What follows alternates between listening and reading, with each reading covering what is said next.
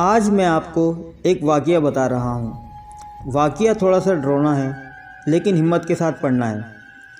मेरे किसी दोस्त के साथ ऐसा ना हुआ। मेरा नाम यासीन ख़ान है। दोस्तों, आज से 2 साल पहले मेरी ख्वाहिश थी कि मैं चिल्ला काटूं। लोगों की बातें सुनता था कि बहुत से लोग चिल्ला काटते हैं और कोई भी मुकम्मल नहीं कर पाता। कोई भाग जाता है, कोई मर जाता है। मेरे जहन में ये सब बातें थीं। मैंने कहा, ज़िंदगी मौत अल्लाह के हाथ में है। मैं ये करके देखता हूँ कि क्या होता है।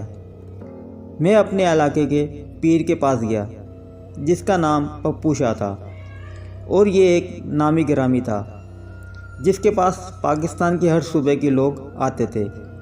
किसी को प्यार नहीं मिला, किसी को कुछ था, किसी को कुछ, वगैरह वगैरह। और ये एकदम परफेक्ट काम कर देते। लोगों को इस पर यकीन बढ़ते जा रहे थे। जब मैं इसके पास गया कि पीर जी मैंने चिल्ला काटना है, तो उसने मुझे रोका कि आप रहने दो, आपकी जान जा सकती है। लेकिन मैंने ज़िद की और पीर साहब मान गया। उसने कहा, आप कल शाम 9 बजे आना और 40 दिन लगातार आपको आना पड़ेगा। मैंने कहा ठीक है। मैं दूसरे दिन शाम को पीर साहब के पास पहुंचा।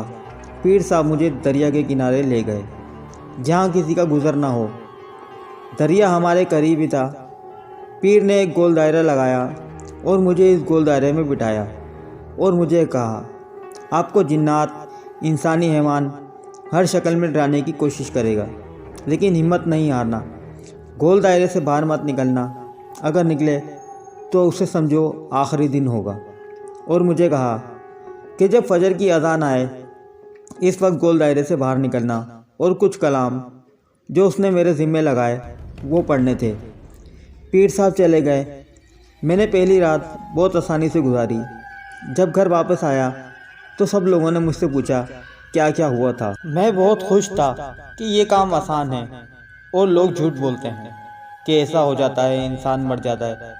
ये सब झूठ है। मैंने 5 दिन आसानी से गुजारे। छठे दिन 1 बजे का टाइम था। मैंने देखा एक लड़की आ रही है सामने से। जब मैंने उसकी तरफ देखा तो इतनी हसीन और खूबसूरत थी और होठों पर मुस्कुराहट थी। तो मैंने उसे देखा और देखता रह गया। उसके हाथ में फूल था और आते ही मुझे कहती है, आई लव यू। मैंने आपको बहुत ढूंढा। मैं आपके घर भी गई थी। उन्होंने कहा कि वो दरिया के किनारे चिल्ला काट रहा है, अब उठो मेरे साथ चलो। मैंने कहा, मैं आपको जानता भी नहीं तो कैसे चलूं? उसने कहा, मैं आपकी फेसबुक फ्रेंड हूँ, जिससे तुम रोज़ाना बात करते थे मैसेंजर पर। मेरी आईडी का नाम गुमनाम लड़की था।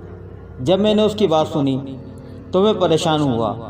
वाकई बात तो मैं करता था, लेकिन ये यहाँ कैसे पहुँची, मैं एकदम परेशान हो गया। उसने कहा, अब जल्दी करो, उठो। मैंने कहा, मैंने तो आपको अपना एड्रेस भी नहीं बताया था, तुम कैसे आई? उसने कहा, मैं तुमसे प्यार करती हूँ, इसलिए ढूंढते ढूंढते आ गई। अब चलो, बाकी बातें घर जाकर करेंगे। मुझे बहुत भूख लगी है। अब मैं गोल दायरे से निकलने ही वाला था कि पीर की बात मुझे याद आ गई। फिर मैं अपनी जगह बैठ गया और आंखें बंद करके दुरूद शरीफ पढ़ना शुरू कर दिया। वो गुस्से से बोली, उठो, अगर नहीं उठे तो मैं आपको यहीं मार दूंगी। अब मैं बहुत डर गया था।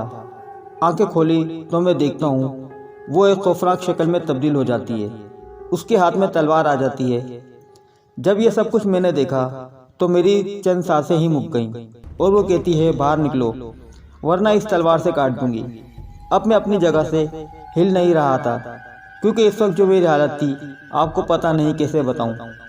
जब मैं नहीं उठा तो उसने एकदम तलवार का वार मेरी तरफ लगाया। दोस्तों, कहानी अभी जारी है।